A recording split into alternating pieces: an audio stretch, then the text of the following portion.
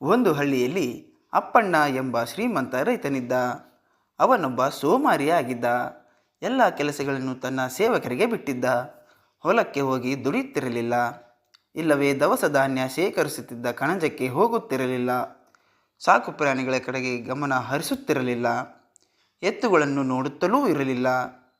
ಅಪ್ಪಣ್ಣನ ನಿರ್ಲಕ್ಷ್ಯ, ಸೋಮಾರಿತನದಿಂದ ದಿನೇ ದಿನೇ ಅವನ ಆರ್ಥಿಕ ಪರಿಸ್ಥಿತಿ ಹದಗೆಡುತ್ತಾ ಬಂದಿತು. ಎಮ್ಮೆ ಹಸುಗಳು ನೀಡುತ್ತಿದ್ದ ಹಾಲಿನಿಂದ ಆದಾಯವು ಕಡಿಮೆಯಾಗತೊಡಗಿತು.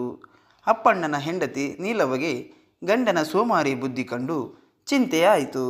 ಒಂದು ದಿನ ಅಪ್ಪಣ್ಣನ ಮನೆಗೆ ಅವನ ಹಳೆಯ ಸ್ನೇಹಿತ ತಿಪ್ಪಣ್ಣ ಬಂದ. ಆಗ ಅಪ್ಪಣ್ಣ ಮಂಚದ ಮೇಲೆ ಕಾಲು ನೀಡಿ ಮಲಗಿದ್ದ. ತಿಪ್ಪಣ್ಣ ಮನೆಯನ್ನೆಲ್ಲ ನೋಡಿ ಅಪ್ಪಣ್ಣನ ಸ್ಥಿತಿಯನ್ನು ಅರ್ಥ ಮಾಡಿಕೊಂಡ. ಅಪ್ಪಣ್ಣನಿಗೆ ಮಾಮೂಲಿನಂತೆ ಬುದ್ಧಿವಾದ ಹೇಳಿದರೆ ನಾಟುವುದಿಲ್ಲ ಎಂದುಕೊಂಡು ತಿಪ್ಪಣ್ಣ ಒಂದು ಉಪಾಯ ಹೂಡಿದ.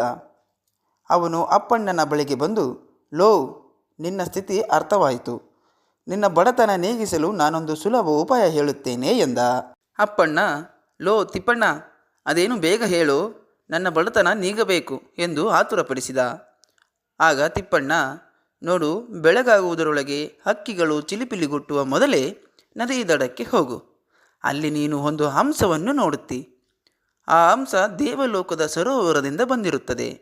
ಮಧ್ಯಾಹ್ನವಾಗುತ್ತಾ ಬಂದಂತೆ ಅದು ಅಲ್ಲಿಂದ ಹೊರಟು ಹೋಗಿಬಿಡುತ್ತದೆ. ಅದು ಯಾವಾಗ ಎಲ್ಲಿಂದ ಬರುತ್ತದೋ ಆಗ ಅದನ್ನು ನೋಡಿದವರು ಸುಖಿಗಳು, ಶ್ರೀಮಂತರು ಆಗಿಬಿಡುತ್ತಾರೆ ಎಂದು ಹೇಳಿದ. ಅಪ್ಪಣ್ಣ ತಿಪ್ಪಣ್ಣನ ಮಾತಿಗೆ ಒಪ್ಪಿ ಮಾರನೆಯ ದಿನವೇ ಬಹುಬೇಗನೆ ಎದ್ದು ಹಂಸದ ಹುಡುಕಾಟಕ್ಕಾಗಿ ನದಿ ತೀರಕ್ಕೆ ಬಂದ.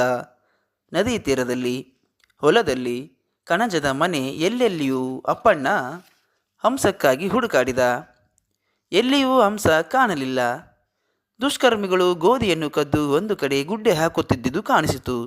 ಆ ದುಷ್ಕರ್ಮಿ ಅಪ್ಪಣ್ಣನನ್ನು ಕಂಡ ತಕ್ಷಣ ನಾಚಿಕೆಯಾಗಿ ಅವನ ಕಾಲಿಗೆ ಬಿದ್ದು ಕ್ಷಮಾಪಣೆ ಕೇಳಿದ. ಅಪ್ಪಣ್ಣ ಅಲ್ಲಿಂದ ದನಗಳ ದೊಡ್ಡಿಗೆ ಬಂದ. ಅಲ್ಲಿ ಅವನು ಕಂಡ ದೃಶ್ಯ ಅವನಿಗೆ ದಂಗು ಬಡಿಸಿತು. ಅಲ್ಲಿ ಒಬ್ಬ ಎಮ್ಮೆಯ ಹಾಲನ್ನು ತನ್ನ ಹೆಂಡತಿಯ ಬಳಿ ಇದ್ದ ಡಬ್ಬಿಗೆ ಸುರಿಯುತ್ತಿದ್ದ. ಅಪ್ಪಣ್ಣನ ಸಿಟ್ಟು ನೆತ್ತಿಗೇರಿತು. ಚೆನ್ನಾಗಿ ಗದರಿದ.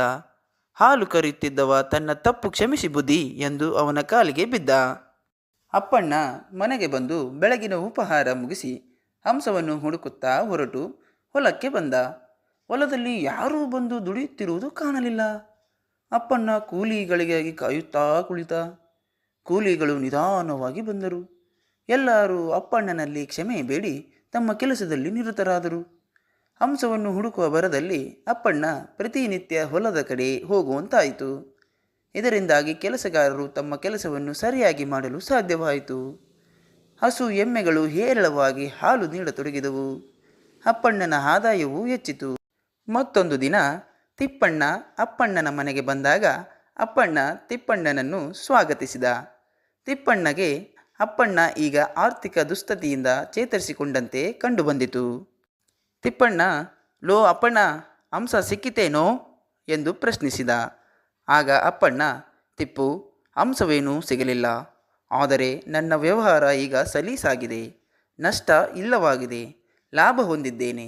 ಶ್ರೀಮಂತನಾಗಿದ್ದೇನೆ ಎಂದು ಉತ್ತರಿಸಿದ. ತಿಪ್ಪಣ್ಣ ನಗುತ್ತಾ, ಅಪ್ಪಣ್ಣ, ಬಿಳಿ ಹಂಸ ಬೇರೆಲ್ಲೂ ಇಲ್ಲ. ಪ್ರಾಮಾಣಿಕ ದುಡಿಮೆಯೇ ಅದು. ಎಲ್ಲವನ್ನೂ ಕೆಲಸಗಾರರ ಪಾಲಿಗೆ ಬಿಟ್ಟರೆ ಯಾವಾಗಲೂ ನಷ್ಟವೇ. ನಿನ್ನ ಕೈ ನೀನು ನಂಬಬೇಕು, ಆಗ ನೀನು ಸುಖಿ ಎಂದು ಹೇಳಿ ತನ್ನ ಊರಿಗೆ ಹೊರಟ. ನೀತಿ: ಮನುಷ್ಯ ಮುಂದೆ ಬರಲು ಇತರರನ್ನು ಅವಲಂಬಿಸಬಾರದು. ತನ್ನ ಕೈಗಳನ್ನು ನಂಬಿ ದುಡಿಯಬೇಕು. ಆಗಲೇ ಯಶಸ್ಸು ಸಿದ್ಧಿ.